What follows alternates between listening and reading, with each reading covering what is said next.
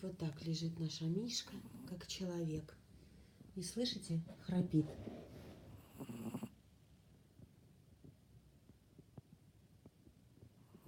Мишка, ты с открытыми глазами спишь? Ты спишь с открытыми глазами.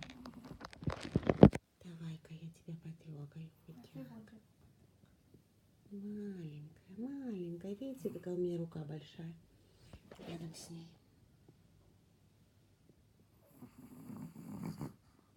Ой, тяжко, тяжко спать, да, Мишка, так, кверх ногами. Может, перевернешься уже?